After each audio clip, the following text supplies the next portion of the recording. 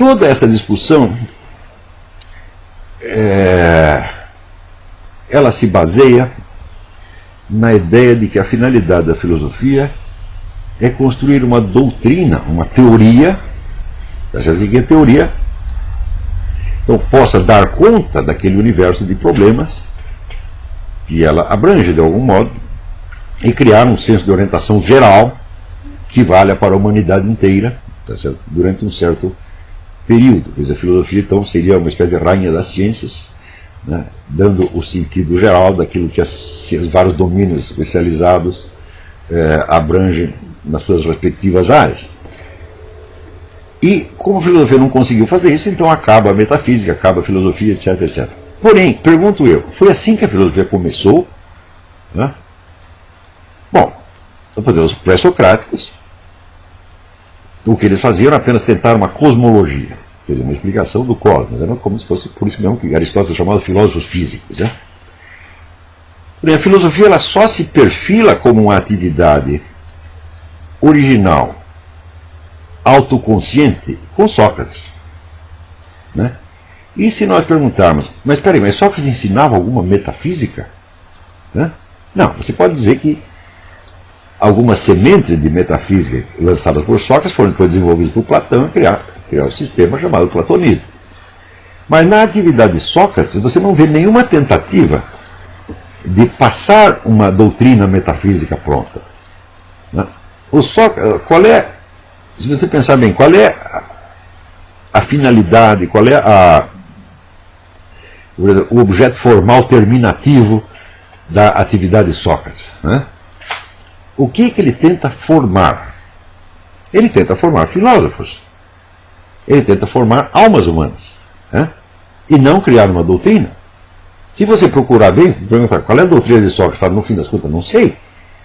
O que você tem em Sócrates não é uma doutrina, mas é um processo. E esse processo é um processo de educação.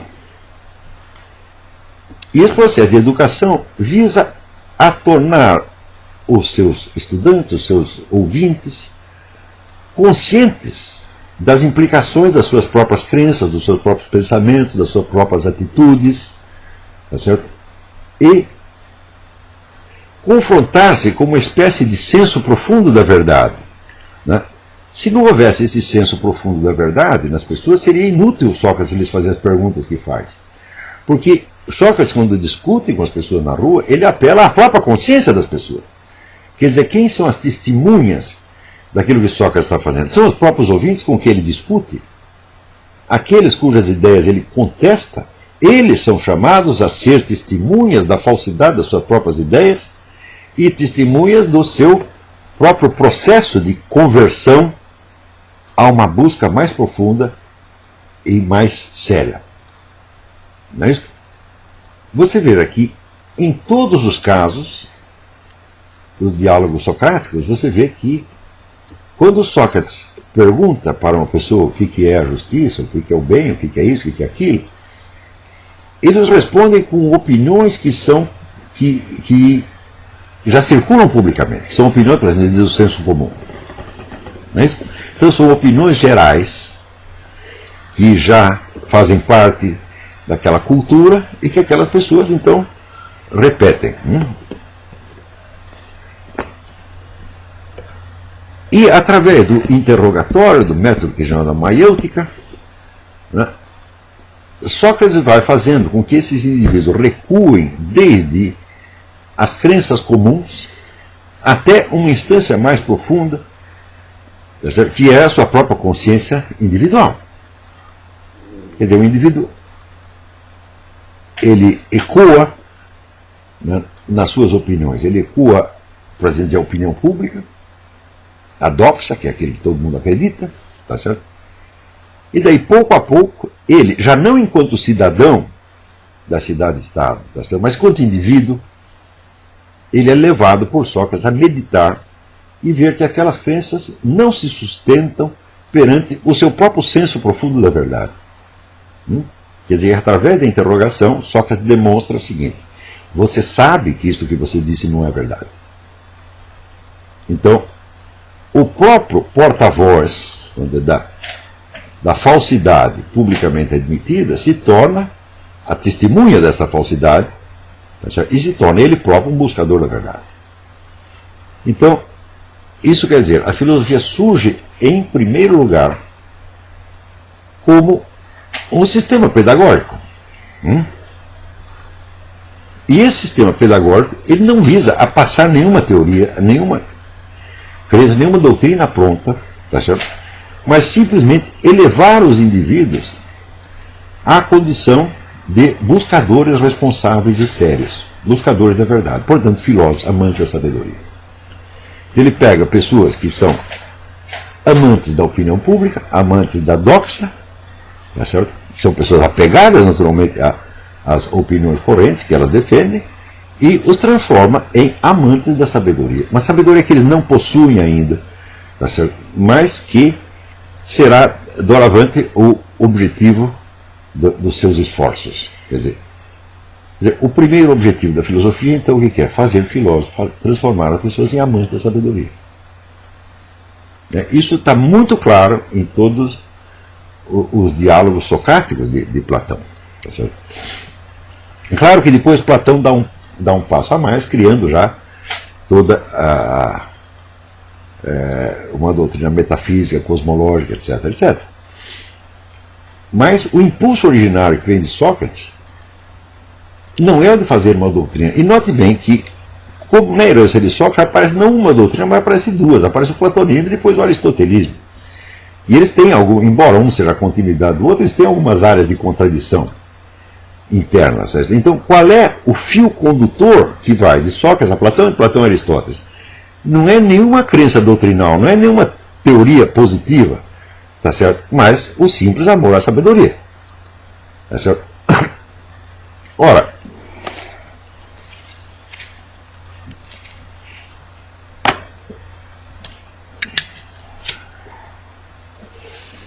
o amor à sabedoria, portanto, ele aparece não como adesão a uma determinada doutrina, tá certo? Mas como descoberta de um senso profundo da verdade, que deve ser, por assim dizer, ativado na pessoa, e ativado mediante as perguntas certas. Espera aí, pausa para um cafezinho.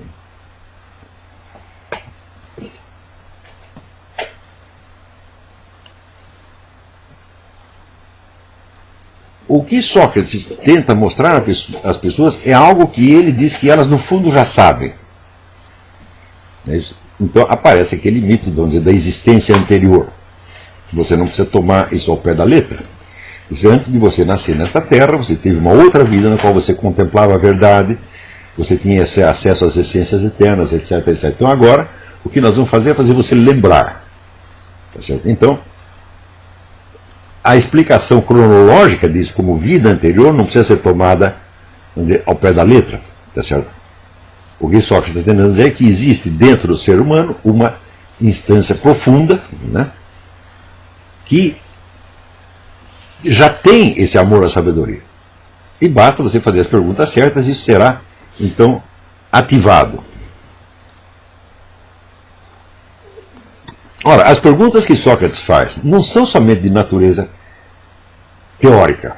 Elas não se referem à física, nem à metafísica, nem à política. Elas se referem a tudo isso ao mesmo tempo. Então, são ao mesmo tempo perguntas de ordem metafísica, perguntas de ordem moral, perguntas de ordem política e assim por diante. Então, elas não têm um domínio especializado ao qual elas se referem. Elas se referem à totalidade da experiência humana. Não é isso? Então, o que Sócrates procura demonstrar é que este miolo, por assim dizer, este fundo, mais tarde Ortega y Gasset usaria a expressão maravilhosa, o fundo insubornável do ser humano. Né?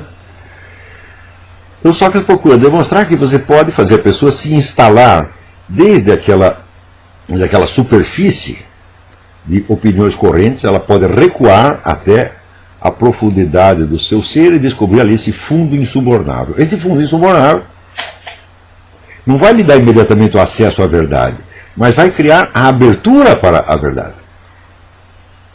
Tá certo? E esta abertura fará com que o indivíduo prossiga na busca da verdade. Verdade que ele não chegará a possuir, porque todo momento em que se desafia Sócrates a dizer o que ele pensa mesmo, o que ele faz? Ele expõe uma teoria? Não, ele conta um mito. Ou seja, ele está dizendo, ao contar um mito, ele está dizendo, as verdades que nós estamos buscando, elas transcendem o entendimento humano. E nós não podemos possuí-las intelectualmente de uma maneira plena. Nós podemos entrevê-las através de símbolos obscuros, tá certo? Mas que são obscuros, mas que ao mesmo tempo nos iluminam. Então, que a primeira função da filosofia não foi criar uma metafísica, mas foi criar filósofos, criar o amante da sabedoria. Ora, Aristóteles aperfeiçoará essa ideia mediante o conceito do spoldaios. O que é o spoldaios? Spoldaios é o homem perfeitamente desenvolvido. Se ele é perfeitamente desenvolvido, isso não quer dizer que ele vai ter todos os poderes, nem que ele vai ser um gênio, mas que ele terá toda a sua personalidade construída em torno deste núcleo que é o amor à sabedoria. Quer dizer, esse que é o seu centro natural, por assim dizer, se tornará o seu centro existencial. Todo homem tem este centro, tem este fundo insubornável, que é esse amor à sabedoria que está escondido no fundo. Então logo você desperta aquilo, né? É preciso que este centro real, esse centro, por assim dizer, permanente da pessoa, se torne também o centro da sua existência, da sua vida de todos os dias. Então, a busca dessa centralidade é que se torna o objetivo de toda a educação, tal como a concebe Sócrates, Platão e Aristóteles, ou seja, toda a filosofia. À medida que se passam os tempos, a filosofia ela, em várias etapas históricas, ela se transforma numa profissão universitária. E na medida que se torna uma profissão universitária, ela já tem pouco a ver com o desenvolvimento do indivíduo enquanto tal e passa a se tornar a habilitação dele para o exercício de certas profissões, entre as quais a própria profissão de professor universitário. Um exemplo disso é o que se passa na escolástica. A partir do século XII e XIII, se formam as universidades, aparece o regulamento da Universidade de Paris, se constitui a profissão de professor universitário, tal como nós viemos a conhecer depois, e a filosofia se transforma uma profissão especializada. Acontece que, nos séculos que antecederam, você tinha, nas chamadas escolas catedrais, um tipo de ensinamento que não visava produzir professores de filosofia e muito menos visava se exteriorizar numa produção escrita, mas que visava a criar pessoas.